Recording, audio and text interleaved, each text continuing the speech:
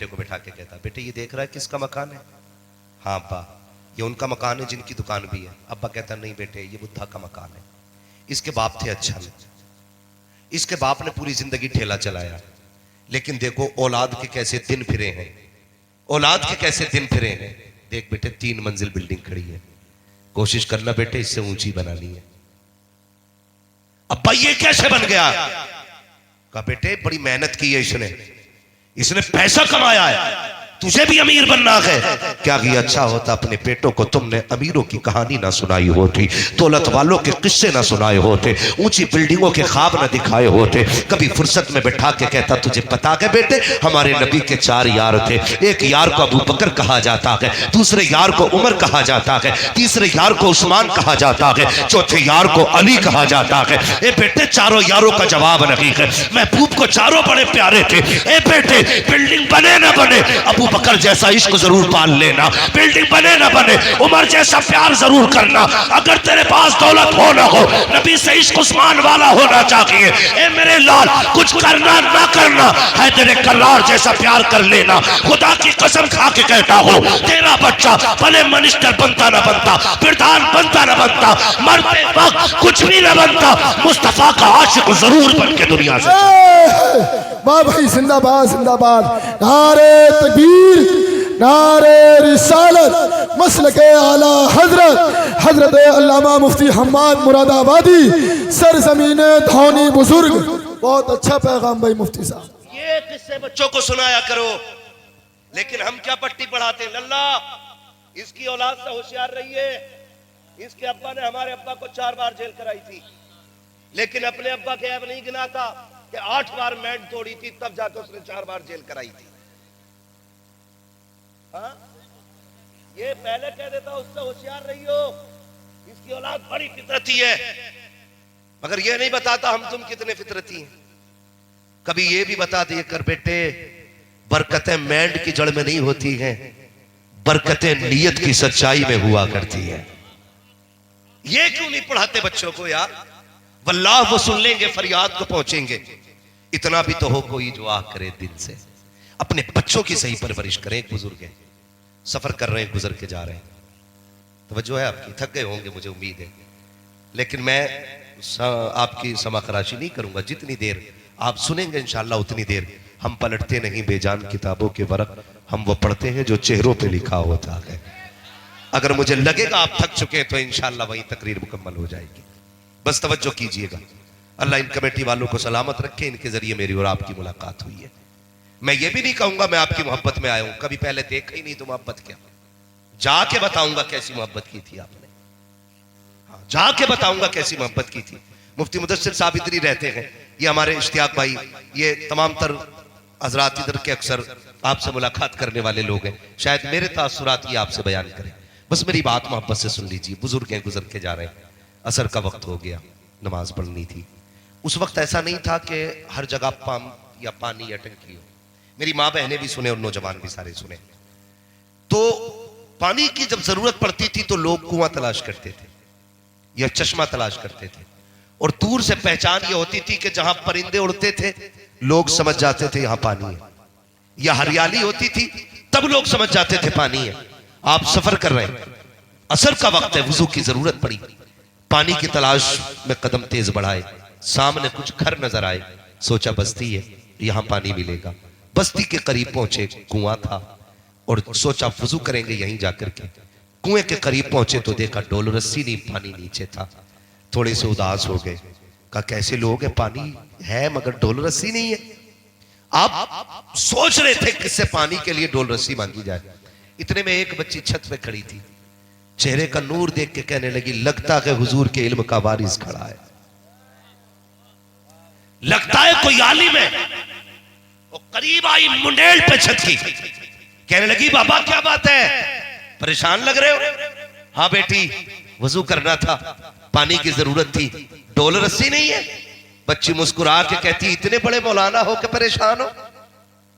कहा बेटी परेशानी की बात नहीं है, पानी नीचे डोल रस्सी नहीं है। तो बच्ची कहने लगी ठहरिए। बच्ची करीब आई, आने के बाद बच्ची ने कुएं के अंदर थूक दिया। अभी थूका था कि पानी किनारे पे आके खड़ा हो गया।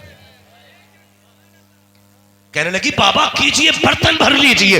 आलिम थे, वुजू किया, नमाज पढ़ी, बच्ची अपने खेल में लग गई। आप फारिग होके कहने लगे बेटी जरा करीब तो आ। क्या बात है बाबा? कहा बेटी अभी तेरी उम्र भी इतनी नहीं है, तुझ पे नमाज भी फर्ज नहीं है, तुझ पे हज भी फर्ज नहीं है, तुझ पे ज़कात भी फर्ज नहीं है, तुझ पे अभी रोजे भी फर्ज नहीं हुए हैं। बता तो सकी कौन सी इबादत करती है जो रब की इतने करीब हो चुकी है कि तूने तो थूक दिया, पानी किनारे पे आ गया, हम बरसों से इबादत कर रहे हैं, अभी पानी के लिए डोल रस्सी के मोहताज है। बच्ची से कहा था बेटी बता तो सकी कौन सी इबादत की है जबकि नमाज तुझ पे फर्ज नहीं है, हज तुझ पे फर्ज नहीं है, ज़कात तुझ पे फर्ज नहीं है। बच्ची मुस्कुरा के कहती है बाबा चाहिए, ये राज है, राज ही रहने दीजिए, बताने की जरूरत नहीं है। आपका वुजू हो गया, नमाज पढ़ चुके हो, आप जा सकते हो। बच्ची ने इतना कहा, आप कहते नहीं बेटी बता तो सकी क्या उनकी नेकी है, कौन सा अमल करती है। बच्ची ने कान में आके कहा था बाबा सुन लीजिए, जब मैं बिस्तर पे आके लेटती हूँ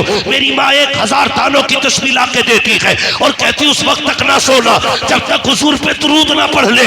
अल्लाह अकबर। बच्ची ने कहा था बाबा ये किसी सजदे का कमाल नहीं है, ये पैगंबर पे दुरूद पढ़ने का कमाल है। वाह भाई जिंदाबाद जिंदाबाद, अरे भाई जिंदाबाद।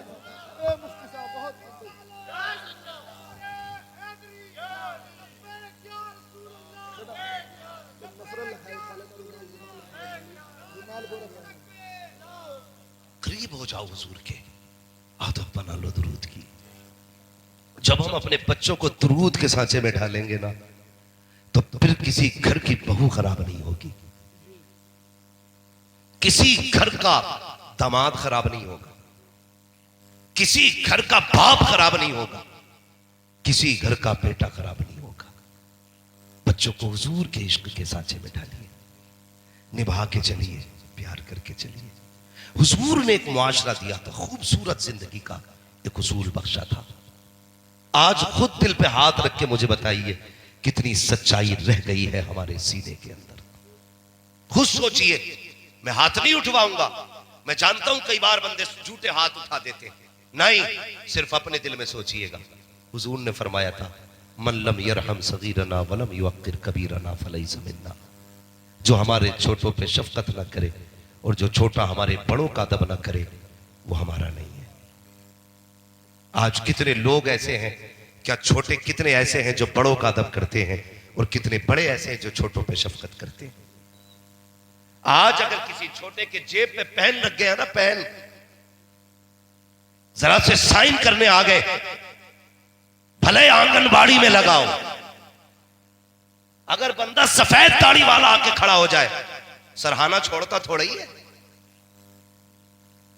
ये सोच रहे अब तो उम्र में भी मैं ही बड़ा हूं और शानों में भी मैं ही बड़ा हूं। हमारा दीन ये नहीं सिखाता, हमारा दीन ये सिखाता है तेरे पास डिग्री कितनी भी बड़ी हो, सफेद बालों वाला आ जाए तो उसके लिए इज्जत से खड़े हो जाया करो। होते हो खड़े? कौन होता खड़ा? कोई खड़ा होने तैयार नहीं। कोई बड़ा बूढ़ा आ जाए उसे जगह देने तैयार नहीं। एक बड़ा बूढ़ा खड़ा रहता है और 18 साल का कड़ियन जवान बैठा रहता है, शर्म नहीं आती? मेरे नबी ने फरमाया था जिसने सफेद बालों वाले की इज्जत की गोया उसने मदीने वाले मोहम्मद की इज्जत कर ली है। करते हो एहतराम?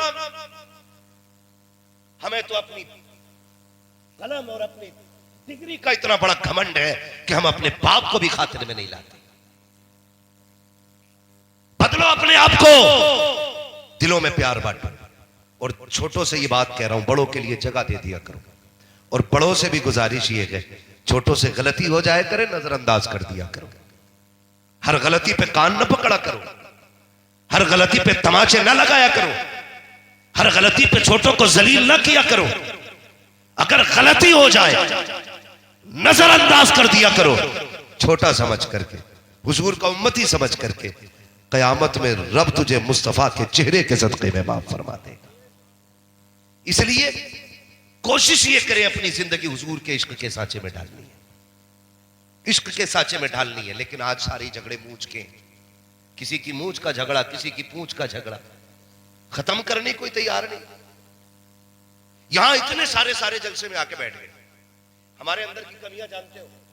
एक बहुत बड़ी कमी यह है कि हम किसी भाई के घर में भी अगर शादी होती है ना, तो खाना बनने तक सारा काम कराते हैं। खाना बन जाता तो रूठ के घर में बैठ जाते हैं, अब नहीं आना है। अब आधा गांव खाना खा गया, भाई पूछता मेरा भाई दिखाई नहीं दे रहा है, कहीं वो नाराज है? अभी तक तो यही था वो, हाँ अभी था, लेकिन वो अब जाके बैठ गया। अब वो उस वक्त तक नहीं आना जब तक सबसे नाक नहीं रगड़वा लेगा। क्या है ये? 36 लोग तेरे दरवाजे पे जाए तब तू आता है, और फिर इसमें शान समझता है। मजा तो तब था, गलती उसकी थी ना, कह देता यार गलती तेरी थी, जा मैंने तुझे हुजूर का उम्मती समझ के माफ कर दिया, इतना कह देता। लेकिन नहीं, चलेगा जब हम उसकी खुशी में भंग करेंगे। इतने जालिम हो गए हम लोग, ऐसे कट्टर दिल हो गए हमारे।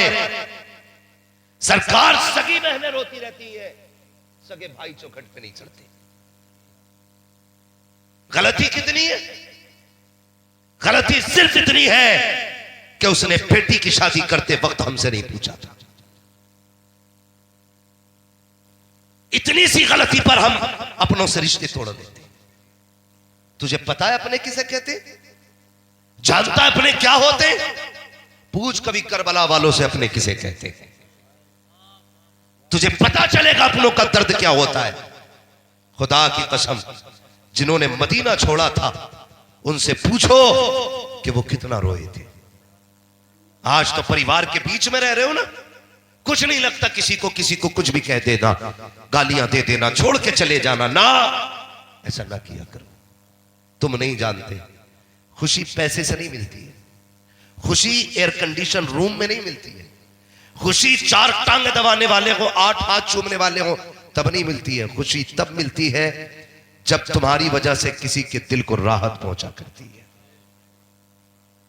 जब तुम्हारी वजह से किसी के दिल को राहत पहुंचेगी तब सुकून मिलेगा। आज झगड़ा क्या होता है? अगर समधी का झगड़ा है तो बाप बेटी की चौखट पे नहीं जा रहा है कि नहीं? ऐसा बोलो ऐसा ही है कि नहीं?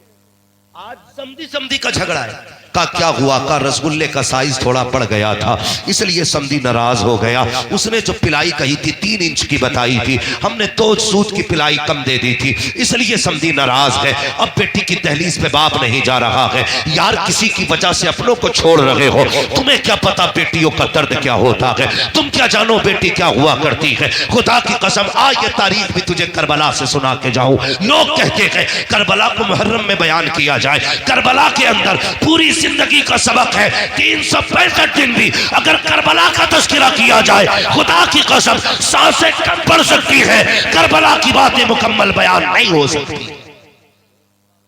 तुम्हें क्या पता अपने क्या होते हैं? सुने, अब अपनों की बात सुने। मेरा इमाम हुसैन सैयदुल शुहदा, जिसने 71 लाशें उठाई थी। कितनी? सारे बोले कितनी? जोर से कितनी? 71 लाशें उठाई। और उसके बाद आखिर में जब खुद जाने की बारी आई, अल्लाह अकबर, रिश्ते देखो कैसे निभाए जाते। जरूरी नहीं है भाई ही कंधे पे हाथ रखने वाला हो तब भाई की कमी दूर होती है। खुदा की कसम, अगर बहन भी भाई बन के मैदान में आ जाए तब भी भाई की कमी पूरी हो जाती है। बहन अगर आ जाए, और ये हमने पढ़ा है तारीख में, जब मेरा इमाम सवार होने लगा अकेला, सैयदा ज़ैनब ने आके हाथ पकड़ा था, भैया आज अकेले? कहा हाँ। कहा क्यों? कहा अकबर गए मैंने बैठाया, अब्बास गए मैंने बैठाया, बाबा जाते, हसन जाते थे बाबा बैठाते थे, बाबा जाते थे तब हसन बैठाते थे। कहने लगे हमारे घर का उसूल ये है, कोई जाता है तो बैठाने के लिए कोई मर्द आता है। आज ना मैं जा रहा हूं, ना अकबर है, ना कासिम है, ना अब्बास है। सैयदा ज़ैनब ने नकेल पकड़ के कहा था, लगाम पकड़ के, हुसैन परेशान क्यों होते हो? आज भले कोई नहीं है, तेरी ज़ैनब तेरा भाई बन के तुझे सवार करेगी। आज अली बन के मैं तुझे सवारी पे बैठाऊंगी। ये बात किसने कही थी? सैयदा ज़ैनब ने। और सुने अपने क्या होते हैं। खुदा की कसम मेरे इमाम ने कहा था, ज़ैनब आज फातिमा होती तो मत्था चूम लेती, आज मां फातिमा बन के तू ही बोसा दे। ये होते हैं अपने। और तुमने क्या किया? तुमने कलवा की, मद्दन की, बब्बन की, अच्छन की, जुम्मन की, इतवारा की, पीरा की, मंगला की, बुद्धा की, सबकी दावत की, लेकिन अपने सगों की दावत नहीं। ये कड़वी सच्चाई है। ये सोच के ना बैठना मैं जन्नत बांटने आया हूं। जन्नत मेरे बाप की नहीं, जन्नत रसूल पाक की है। जन्नत उसे मिलेगी जिसे मुस्तफा चाहे। लेकिन मेरी बात जरा दिल से सुनिएगा प्यारे, सुनिएगा जरा, अपनों को ना छोड़ा कर। मेरा हुसैन सवार हुआ सवारी पे, चलने लगे, सबने सुना है। जब चलने लगे